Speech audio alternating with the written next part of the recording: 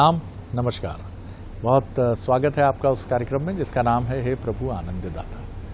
अपनी प्रतिक्रियाएं भेजें, स्क्रीन पे जो नंबर है व्हाट्सएप का, हमें इंतज़ार रहता है। आज हम जिस विषय पर बात कर रहे हैं वो विषय है बोलना और मौन रहना। बोलते हम कितना है? कई बार तो ऐसा लगता है कि हमारा जन्म ही बोलने के लिए हुआ है, और कुछ लोग मौन हो जाते हैं।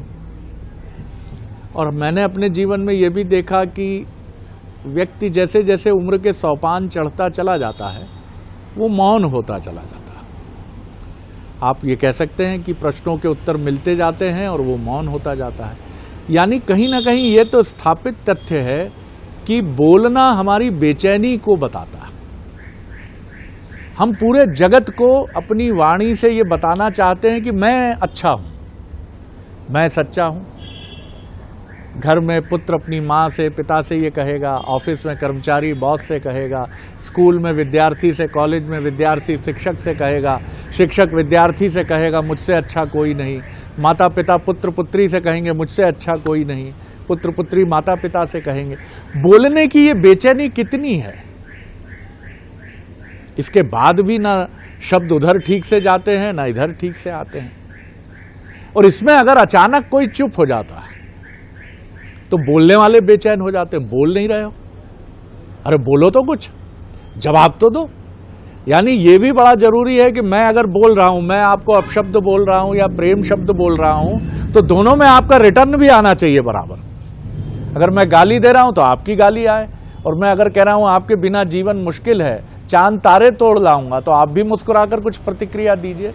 लेकिन इसके बीच में मौन कहां ठहरता है और क्यों लोग मौन हो जाते हैं?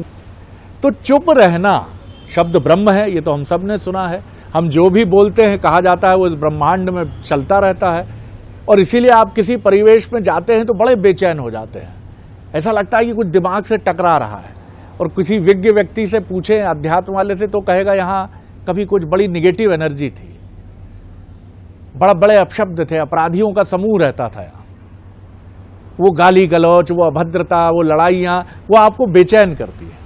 और आप किसी समाधि स्थल पर जाते हैं, किसी आश्रम में जाते हैं, तो आप कहते हैं ऐसा क्यों लग रहा है कि मंदिर में आ गए हैं या किसी धर्मस्थल में आ गए हैं। तो लोग बताते हैं यहाँ बहुत शांति थी, तप होता था यहाँ। तो मौन और बोलना, इसके बीच में ठहरना कहाँ है? मौन की महत्ता पर आज हम विद्वान वक्ता को सुनेंगे। भगवद गीता के अध्येता, मानस मर्मज्ञ प्रोफेसर डॉक्टर सुरेंद्र बिहारी गोस्वामी जी, प्रणाम कर रहा हूँ सर। आज तो आप बड़ा सुंदरतम प्रश्न लेकर आए, और यद्यपि ऐसा कोई विषय अब आता नहीं है कि जिस पर हमारी पूर्व चर्चा न हुई हो, लेकिन ये आज बड़ी सुगमता से आपने इसकी पृष्ठभूमि रखी है। शरद जी, देखिए मैं आपको बताऊं, चिंता बोलती है, चिंतन मौन हो जाती है। वाह, आपने बहुत शब्द कहा, वाह, चिंता बोलती है, एक शब्द में आपने सब कह दिया, चिंतन मौन हो जाती है। आप ध्यान रखिएगा। वाह। हमारे यहाँ शब्द ब्रह्म की अनुशंसा यूं ही नहीं की गई है। हमारे साथ समस्या ये है कि हमारी प्रत्येक इंद्रियां अपनी अपनी भाषा में बात करती हैं, और सबको व्यक्त करने का आधार हमारी वाणी होती है। सभी इंद्रियां, हमारे गेस्चर पोस्चर, प्रत्येक शब्द व्यक्त करते हैं। अब किसी की आंखों में देखो, आपको मालूम हो जाएगा कि ये मुस्कुरा रहा है या नाराज है या गुस्से में है या ये कुछ छुपा रहा है। उसकी आंखें बोल रही है, लेकिन अब सब संबल केवल वाणी का है। पुलिस वाला पूछता है अपराधी से, देख तू कुछ छुपा रहा है, बता दे। उसकी आंखें बोल रही होती है, हाँ मैं छुपा रहा हूं, लेकिन वाणी नहीं बोलती, वाणी नहीं बोलती। हमारे हाथों का स्पर्श बता देता है कि वो हाथों का स्पर्श किस स्वरूप का है, स्वार्थ का है, समर्पण का है, परमार्थ का है। लेकिन बोलेगा तो केवल वाणी ना, एकमात्र आधार तो वाणी का ही है। ध्यान रखिएगा, हमारे बढ़ते हुए कदम बता देते हैं कि उसे किस ओर चलना है, लेकिन ये बोलेगा कौन? केवल एक वाणी, एक रचना आपको बोलने के लिए मिली हुई है, जो उस मंतव्य को व्यक्त करती है। ध्यान रखिएगा। दूसरा एक बात है, चूंकि हम व्यर्थ बोलते हैं इसलिए हम शब्द नहीं बोलते, अपशब्द बोलते हैं। अपशब्द का अर्थ गाली नहीं है, अपशब्द का अर्थ होता है जहां शब्द की पूजा ही नहीं हो रही है। बहुत सुंदर बात है, क्योंकि आपके जो विचार हैं उन शब्दों से स्पष्ट नहीं है। धीर वीर गंभीर होती है वाणी। वाह वाह। जो धीर वीर एकदम, गंभीर एकदम। वाणी है, कोई एकदम पर्दा हट वो गया। वाणी ही अनुगूंजित होती है, और जब वो लिपिबद्ध होती है तो कहीं रामायण बन जाती है, कहीं गीता बन जाती है, कहीं साहित्य बन जाती है, कहीं शिक्षा बन जाती है, कहीं कविता बन जाती है, कहीं गीत बन जाती है। क्या बात है, क्या बात है। ध्यान बिल्कुल रखिएगा, सही, जो वाणी बिल्कुल धीर वीर गंभीर होती है। लेकिन आप तो केवल बोल रहे हैं, तो बोल क्या रहे हैं? चिंता, चिंता बोल रहे हैं। तो व्यर्थ क्यों बोल रहे हैं? क्योंकि व्यर्थ स्वार्थ की बातें कर रहे हैं आप, केवल उस शरीर के लिए जो जड़ है। ध्यान रखिएगा, जी, जी। शरीर जो है वो जड़ है। तो आपने कहा फिर ये जड़ है तो चेतन की तरह बोलता क्यों है? शरीर की सुंदरतम स्थिति देखिए, आपने कहा था ना कि मौन और बोलने के बीच कहाँ रहे हैं, वो बीच शरीर में ही है। आपको उस तटबंध को समझना होगा, आपको उस पुल को समझना होगा, क्योंकि आपके मौन होते ही बहुत सारे आपके प्रश्नों की समस्या का समाधान इसलिए हो जाता है कि फिर कोई और बोल रहा होता है जो जड़ नहीं है, चेतन है। वाह से वाह। जो जड़ नहीं है, बहुत अच्छी चेतन है। ध्यान रखिएगा, अरे क्या ये शरीर जड़ है, हाँ। लेकिन चेतन की तरह क्यों व्यवहार करता है? ये जो आप, जिसको आप पच्चीसी कहते हैं या पंछी कह देते हैं या प्रपंच कह देते हैं, जिसको, जो 5 तत्वों से मिलकर बना है, ये आपका स्थूल शरीर है जो दिखाई पड़ रहा है। छत जल का पावक गगन समीरा, पंच तत्व से ये शरीर बन गया है आपका। ये शरीर दिखाई पड़ रहा है जो जड़ है। तो आपने कहा जड़ है तो फिर ये बोल रहा है। तो बोल शरीर नहीं रहा है, शरीर माध्यम है बोलने वाले के लिए। तो फिर कौन बोल रहा है? इन 5 तत्वों की एक सूक्ष्म तन्मात्रा भी है। ये 5 तत्व जो हैं, इसकी सूक्ष्म तन्मात्रा भी है। शब्द, स्पर्श, रूप, रस, गंध, जिसे आपने पंच तत्व कहा है। छत जल पावक गगन समीरा, आकाश कहा है, पृथ्वी कहा है, जल कहा है, वायु कहा है, उसकी सूक्ष्म तन्मात्राएं हैं। शब्द, स्पर्श, रूप, रस, गंध, ये शरीर के अंदर एक सूक्ष्म शरीर बना रहा है। उसके साथ विशेष रूप से 2 तत्व जुड़े हुए हैं, जिनको वर्ग चतुष्टय भी हम कह देते हैं। मन, बुद्धि, इसी के साथ जुड़ा हुआ है। अहंकार है ये शरीर, अहंकार जड़ है, जड़, उसी को नष्ट हो जाना है। और भीतर कौन है? मन, बुद्धि के साथ ये सूक्ष्म तन्मात्रा है, इसका सूक्ष्म शरीर है। अब आप समझिए कितना सुंदर विज्ञान। ये जड़, इसके मध्य इसका एक सूक्ष्म रूप हो गया, वो भी पंच तत्व का सूक्ष्म शरीर है। उसी के लिए कहते हैं जीव चला गया। उसी की कल्पना मानकर आप सोचते हैं कि जाने के बाद वो दिखता होगा कहीं, तो वैसे ही दिखता होगा। क्यों? वैसे ही दिखता है। जैसे धरती है, वैसी धरती का तत्व गंध है। तो ये सूक्ष्म शरीर मन बुद्धि के संयोग से है। मन बुद्धि पंच प्राणों से घिरा हुआ है, यही पंच प्राण जाएंगे। तो आपने कहा फिर ये क्या चेतन है? तो अध्यात्म कहता है ये अर्ध चेतन है, चेतन से संपर्क ले सकते हैं। तो चेतन कौन है? तीसरा शरीर आ गया, आत्मा, साक्षी मात्र, जो मौन होने से आपसे बात करना चाहता है मन के माध्यम से। जैसे ही आप मन के सहारे पहुंच जाते हैं तो मौन हो जाते हैं। ध्यान रखिए, मौन का अर्थ होता है मन से एकाकार। मौन का शाब्दिक अर्थ है मन से एकाकार होना। तो मन से एकाकार होने के लिए पहले वाणी को छोड़ देना पड़ता है। उस सूक्ष्म सत्ता से संपर्क स्थापित करो, सूक्ष्म शरीर से, जहां मन विद्यमान है। मन से अधिक कोई नहीं बोल सकता, मन से अधिक गतिशील कोई नहीं हो सकता, मन से अधिक तीव्रगामी वेग इस वायु और प्रकाश का भी नहीं हो सकता।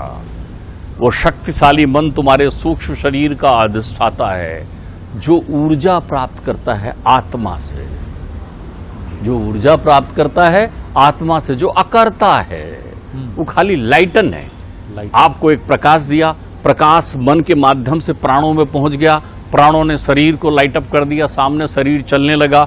आपको बड़ा अच्छा लगा कि ये शरीर चेतन है, आप ये मान लेते हैं। तो आप जड़ से बोलते हैं ना, तो जड़ बुद्धि की बातें ही करेंगे आप। आपकी ये शिकायत है ना कि वो पाषाण की बड़ी सुंदरतम प्रतिमा दिखती तो बड़ी सुंदर है, लेकिन वो मुझसे बात नहीं करती। अरे वो बात करना चाह रही है तुमसे, तो क्या करिए? जड़ के समक्ष चेतन में हो जाइए। जड़ के समक्ष सबसे पहले जड़ में जड़ हो जाइए, शरीर को, स्थूल को छोड़ दीजिए। तो आप क्या हुए? आप मौन हो गए। मौन हो गए तो आपको आवाजें आने लगी, आप सुनने लगे उसे। कौन? जो प्रकाश दे रहा है, ईश्वर अंश, जीव। अब ये जीव क्यों हो गया है? बार बार इस शरीर रूपी भोग को जन्म लेने के कारण वो जो आत्मा है वो इसके माध्यम से अनुभूति करने को अपनी स्मृति में रख लेता है। तो जब आत्मा को भी ये भ्रम हो जाता है कि मैं जन्म ले रहा हूं और मर रहा हूं, तो उसे जीव नाम दे दिया गया है अध्यात्म में। जीव और कोई नहीं है, वो अकर्ता, अखंड, अछेद आत्मा है। तो आप मौन इसलिए होते हैं, और मौन हर व्यक्ति नहीं हो सकता, ध्यान रखिएगा। जिसका मन निर्मल होगा वही मौन हो सकता है। बाकी अभिनय करते हैं मौन होने का। बहुत सारे लोग देखिए ना, घर में सबसे बात करते हैं, किसी एक से बात नहीं करते, अबोला हो जाते हैं, तो उसके लिए मौन हो गए हैं। तो आप पूर्वग्रही हैं तो मौन नहीं हो सकते। यदि आप चुप इसलिए हैं कि संसार देख सके कि आप मौन हैं, तो फिर आप मौन नहीं हैं। मौन आपको अपने विषयों से विरक्त होकर होना है। काम बोले, नृत्य करेगा, काम पूरे वेग से आएगा, आप कहें प्रणाम कर लें उसको, वाणी को नियमित संयमित कर लें, तो कोई शब्द अपशब्द नहीं बनेगा। कहीं किसी का दिल नहीं दुखाएंगे, कहीं किसी को ठोकर नहीं मारेंगे, कहीं किसी के साथ पीड़ादायी कार्य नहीं करेंगे, पर पीड़ा आप वमन नहीं करेंगे। आप उस समय फिर अपनी विकृति को आकृति नहीं प्रदान करेंगे। मौन होने से आकृति बनती, ध्यान रखिएगा, विकृति खत्म होती है आपके जीवन से। वाह। तो अब क्या हुआ, क्या क्रोध आया, जड़वत है क्रोध। क्रोध को माध्यम चाहिए, किसका? मति का। क्रोध मति में आती, जे मति मंद विमोह वश, दिमाग में बैठती है क्रोध आकर आवेग में, आपकी बुद्धि नाशात प्रणश्यते करती है आपको। तो आप ध्यान रखिए, आपने मन को जब नियंत्रित कर लिया तो क्रोध चला गया, लोभ आया। आप पहुंच जाइए ऐसे लोगों के पास जो बनावटी मौन होंगे। अरे मौन होना मतलब आपके जीवन में बहुत बड़ी कृपा हो गई है भाई। आप कम बोलते हैं। आप जितने भी तपस्वियों के पास जाएंगे, जितने भी ऋषियों के पास जाएंगे, जितने भी ज्ञानियों के पास जाएंगे, वो आपको सुनेंगे यूं हाथ रख के, बीच बीच में करते रहेंगे। फिर उनके जो निकलने वाले शब्द हैं वो सरगम की तरह निकलेंगे, उन्हें लाउड स्पीकर की जरूरत नहीं होती। बुद्ध, महावीर, कृष्ण जब बोलते हैं और अवतारी पुरुष जो बोलते हैं, ऐसी धीर वाणी गूंजती है कि सीधा हृदय को स्पर्श करती है। जो संत स्वभाव के हैं, जो सदाचारी हैं, जो सन्मार्गी हैं, जिनके मुंह से कभी झूठ नहीं प्रकट होता, उनके प्रत्येक शब्द सीधे आपको हृदयांगम करने पर विवश कर देंगे। आप जड़वत खड़े हो जाएंगे वहां, आप सुनने लगेंगे वहां। आप सोचिए कि आज के काल के हिसाब से अगर 40-45 मिनट तक उस युद्ध भूमि में कृष्ण और अर्जुन के बीच संवाद हुआ होगा, तो कैसे पूरा वो युद्ध भूमि जड़वत हो गया। एक हाथी की चिंगाड़ का जिक्र नहीं है महाभारत में, एक घोड़े ने हिनहिनाहट नहीं की, क्योंकि वो प्रत्येक प्राणी सुन रहा था। वो जो मौन था, वो जो मौन था, और जो बोल रहा था वो नहीं सुन रहा था।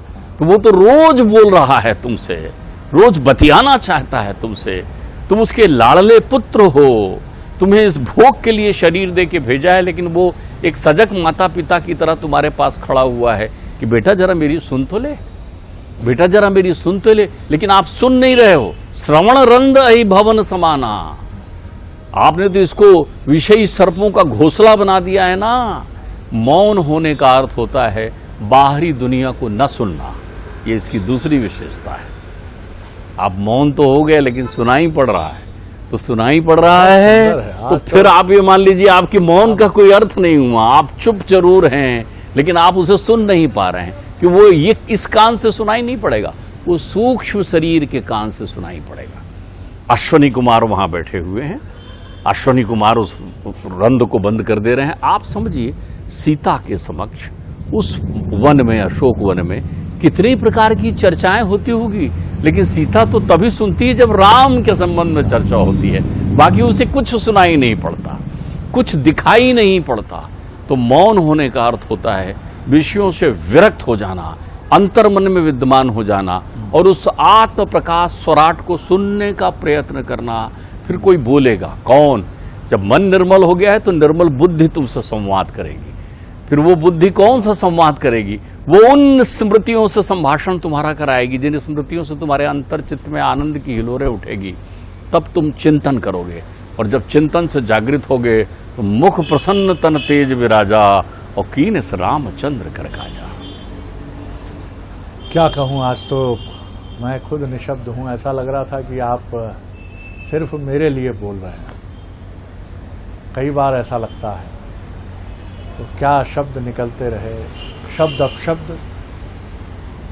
अपशब्द का अर्थ ये नहीं है कि आप गाली देते हैं, लेकिन हम शब्द कितने बोलते हैं। मुझे तो लगता है हम अपशब्द अधिक बोलते हैं। क्यों व्यंग है हमारे हर शब्द में, क्यों कटुता है। बोल रहे हैं मुस्कुराकर, लेकिन वो शब्द नहीं है, अपशब्द है। और हमारी विकृति को आकृति बना देते हैं। हमारे भीतर की विकृति है, वो शब्दों में वो विकृति आकृति बनकर, हथियार बनकर सामने वाले को घायल कर रही है। और ये मन जो विषय से घिरा हुआ है, ये किसी डीजे की तरह पूरे समय शोर मचाता है। बैठे हम मौन है, लेकिन अंदर डीजे का शोर कान फाड़ रहा है। तू ये नहीं कर पाया, ये करना चाहिए, इसे देख ले, उसे देख ले, उसे पीछे छोड़ दे, तू अब मरने वाला है, तू निपटने वाला है, तेरे पास कुछ नहीं है, तेरे पास बहुत कुछ आ गया है। ये डीजे जो है मन रूपी विषयासक्ति से भरा, कितना शोर मचाता है। पूजा करने बैठे हैं तब डीजे का शोर मचा हुआ है, ऑफिस में अगरबत्ती घुमा रहे हैं, दुकान में घुमा रहे हैं, तब डीजे शोर मचा रहा है। बाप रे बाप, मौन तो है ही नहीं साहब। और क्या डॉक्टर साहब ने शब्द चित्र खींचा है। बोलते तो कृष्ण हैं, बोलते तो बुद्ध हैं, बोलते तो महावीर हैं, नानक हैं, कबीर हैं, विवेकानंद हैं, my fellow American brothers and sisters. क्यों ताली साहब? हम लोग भी तो कितना बोलते हैं दिन भर, कितने लोग ताली बजाते हैं। अरे क्या बोलूं, अब ज्यादा बोलूंगा तो फिर इसका आनंद चला जाएगा। डॉक्टर साहब प्रणाम, अद्भुत है, आज तो आनंद आ गया। अगले एपिसोड में एक और विषय लेकर उपस्थित होंगे।